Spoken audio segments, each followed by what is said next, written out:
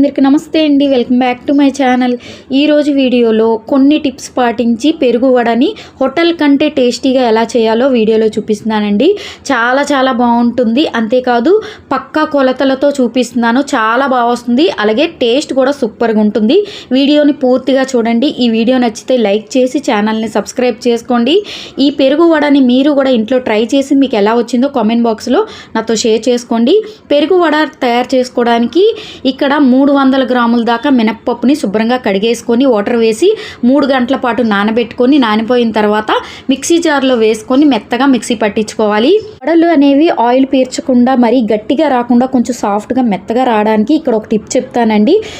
రుబ్బుకున్న వెంటనే పిండిని మనం వడలైతే వేయకూడదనమాట. రుబ్బుకున్న పిండిని 1 గంట పాటు ఫ్రిడ్జ్లో పెట్టుకొని ఆ తర్వాత వడలు వేసే ముందు బయటకు తీసేసుకోవాలి.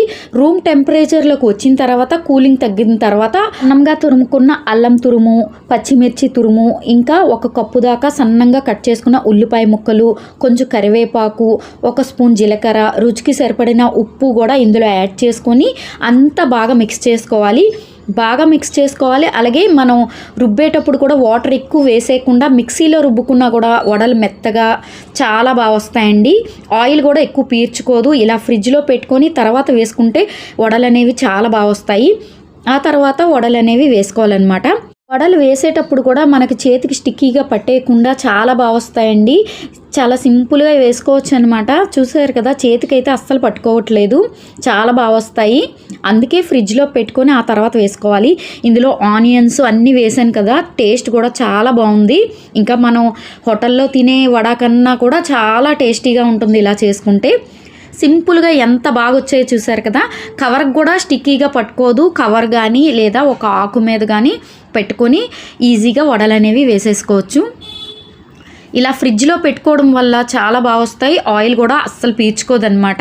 10 నిమిషాలైనా పెట్టుకోవాలి ఫ్రిడ్జ్లో పెట్టుకొని. వడలు వేసే ముందు పిండిని బయటకు తీసి అది కంప్లీట్గా చల్లారిన తర్వాత అప్పుడు వడలు వేసుకోండి, చాలా బాగా వస్తుంది. ఇప్పుడు 1 కప్పు దాకా పెరుగు తీసుకోవాలి. చిక్కటి పెరుగు తీసుకోండి. ఇక్కడ పెరుగు అయితే 200 గ్రాముల దాకా పెరుగు తీసుకున్నాను. నేను వేసుకున్న వడలకి సరిపోయినట్టుగా తీసుకున్నాను. ఈ పెరుగులోకి రుచికి సరిపడినంత సాల్ట్ యాడ్ చేసుకోవాలి.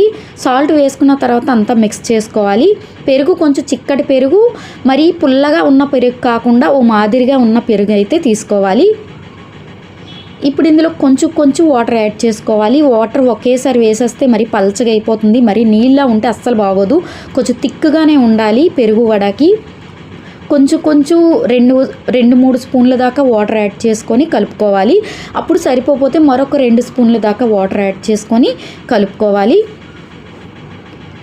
కన్సిస్టెన్సీ ఈ విధంగా ఉండాలన్నమాట. మరి పల్చగా కాకుండా కొంచెం తిక్కుగానే ఉండాలి. ఆ విధంగా చూసుకొని ఇప్పుడు ఇందులోకి వేయించి ఉంచుకున్న పోపు యాడ్ చేసుకోవాలి. పోపు దినుసులు, ఇందులో కరివేపాకు, వేయించుకున్న ఎండుమిర్చి యాడ్ చేసుకున్నాను. వడలు వేసుకున్న తర్వాత 1-2 నిమిషాల పాటు మామూలు వాటర్లో కానీ మజ్జిగలో కానీ ఇలా 2 నిమిషాల పాటు ఉంచిన తర్వాత వాటర్ని ఇలా పిండేసుకొని వాటర్ కంప్లీట్గా తీసేసుకొని అప్పుడు ఈ చిక్కటి పెరుగులో ఇవి వేసుకోవాలి.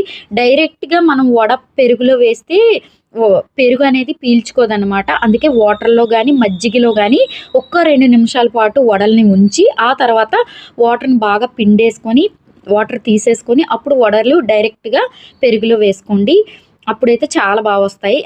ఈ విధంగా అనమాట. వడలు తీసుకొని వాటర్లో వేసుకొని 1-2 నిమిషాల పాటు ఉంచుకున్న తర్వాత వాటర్ని ఇది పీల్చుకుంటుంది. అప్పుడు వాటర్ని పిండేసుకొని అప్పుడు పెరుగులో వేసుకోవాలి. యాజ్ ఇట్ ఈజ్ ఈ విధంగా చేశారంటే పెరుగు వడ చాలా బాగా వస్తుందండి. హోటల్ కంటే టేస్టీగా వస్తుంది.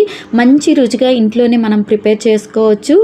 ఈ సాఫ్ట్ పెరుగు వడ రెసిపీ మీకు నచ్చితే లైక్ చేయండి, ఛానల్ని సబ్స్క్రైబ్ చేసుకోండి.